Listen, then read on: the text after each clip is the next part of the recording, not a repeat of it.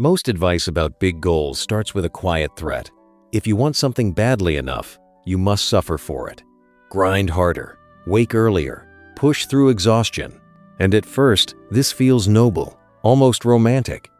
Until one day you wake up tired in a way sleep doesn't fix, resentful of the very dream that once lit you up, wondering how something you wanted so much started to feel like a weight on your chest. Here's the uncomfortable question most people avoid. What if burnout isn't a failure of discipline, but a failure of strategy? What if the way we chase big goals is fundamentally mismatched with how human nervous systems actually work?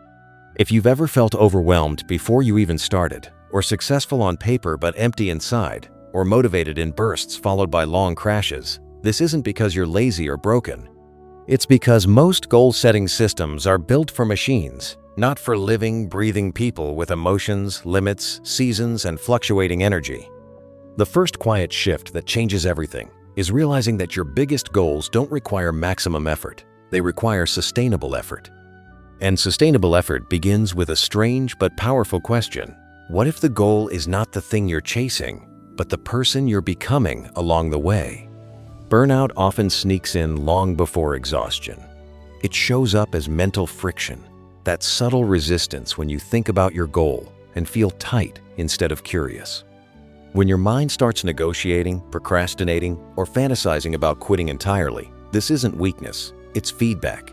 Your system is telling you the load exceeds your current capacity. Most people respond by pushing harder. But capacity doesn't expand through force. It expands through safety.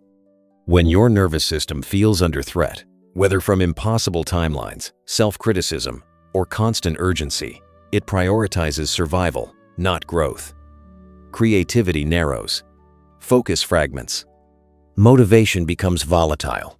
You can still move forward, but every step costs more than it should. So the real question becomes, how do you build a path to ambitious goals that your nervous system doesn't rebel against?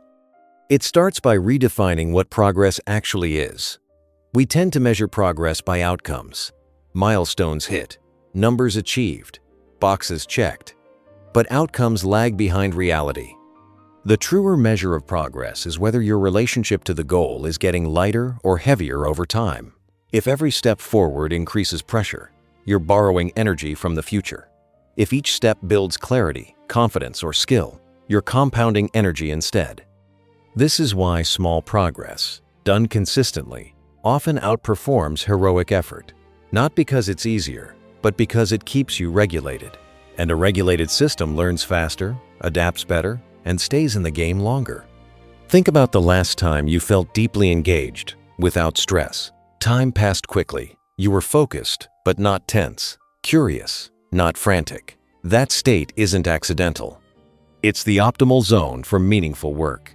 The goal is not to live there constantly, but to return there often.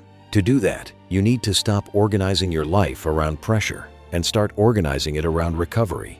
This is where many high achievers get uncomfortable. Rest sounds like a reward, something you earn after the work is done. But for big goals, rest is part of the work. Without it, your effort decays in quality, even if it increases in quantity. Recovery doesn't mean disengaging from your goals. It means creating rhythmic cycles of exertion and release. Focus and then step back. Push and then integrate. Act and then reflect. When you skip the release, stress accumulates invisibly. When you skip reflection, you repeat the same mistakes with more effort instead of more intelligence. Another quiet burnout trigger is trying to hold the entire goal in your mind at once. Big goals are cognitively heavy. They involve uncertainty, long timelines, and many moving parts. Carrying all of that mentally creates constant background stress, even when you're not actively working. The antidote is externalization. Get the goal out of your head and into a system you trust. Break it into clear next actions that fit into your current life, not an imaginary perfect version of yourself.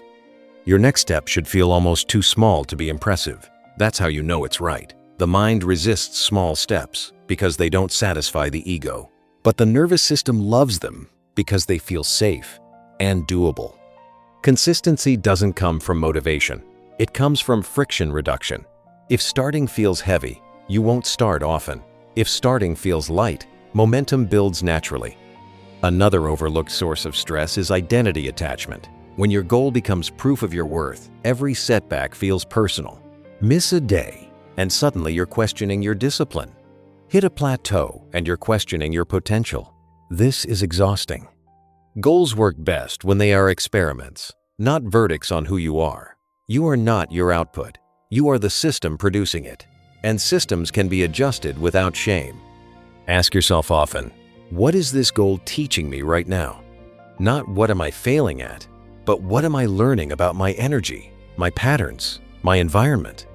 Curiosity is a powerful antidote to overwhelm. It shifts you from judgment to exploration, from pressure to play. And play, surprisingly, is one of the most effective states for long-term achievement. You'll also need to confront a hard truth.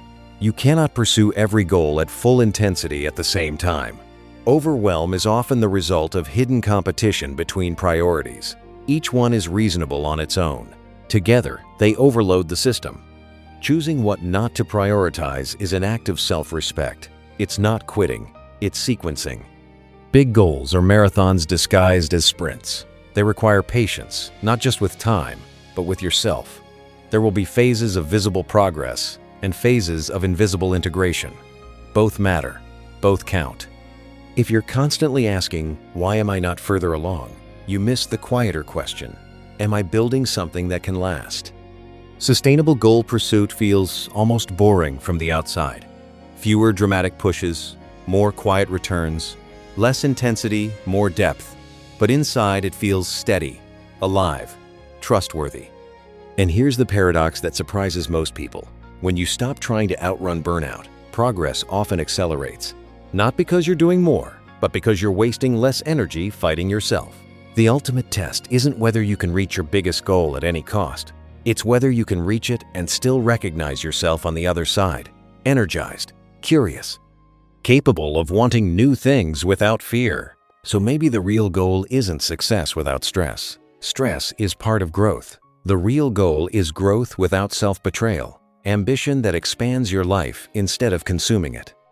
If you approached your biggest goal not as a battle to win, but as a long conversation with yourself, what would change tomorrow? What would you keep? What would you finally let go of? That question alone, asked honestly and often, might be the most burnout-proof strategy of all. What if the reason your biggest goals feel so heavy isn't because they're too big, but because you're carrying them the hard way? We're taught that success demands grind, sacrifice, and constant pressure.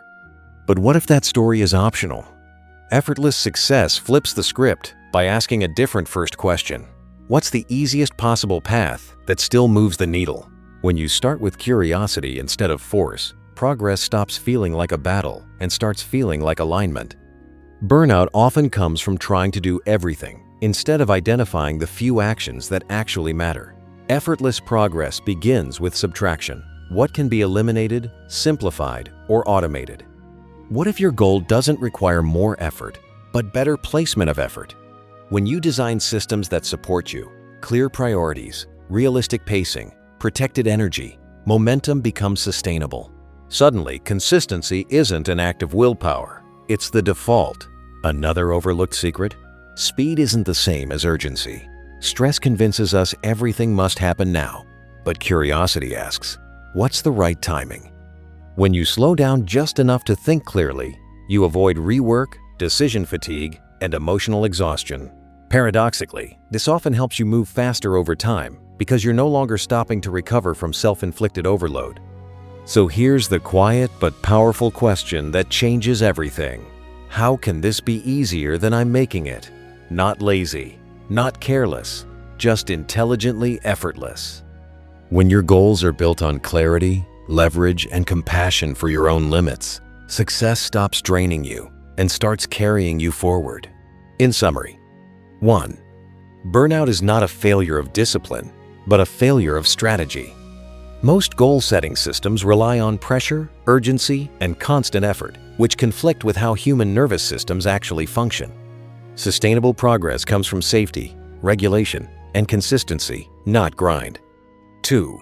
Big goals require sustainable effort, not maximum effort. Early burnout appears as mental friction resistance, procrastination, and dread, which are signals that capacity has been exceeded. Capacity grows through safety and recovery, not force. 3. True progress is measured by whether your relationship to a goal becomes lighter over time.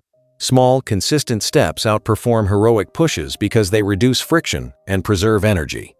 Rest and recovery are not rewards, they are part of the work. 4. Externalizing goals, breaking them into small next actions, and reducing identity attachment prevent cognitive overload and emotional exhaustion. Goals work best as experiments, not measures of self-worth. 5. Effortless progress comes from subtraction, prioritization, and proper pacing, not urgency. The ultimate aim is growth without self-betrayal, achieving ambitious goals while remaining energized, curious, and capable of wanting more. If this video resonated with you, remember this: you were never meant to suffer your way to success.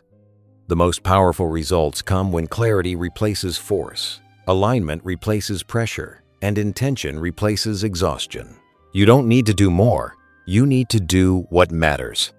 If you're ready to build a life that feels successful and sustainable, hit subscribe, like this video, and share it with someone who's tired of burning out. Your goals are closer than you think, especially when you stop pushing and start flowing.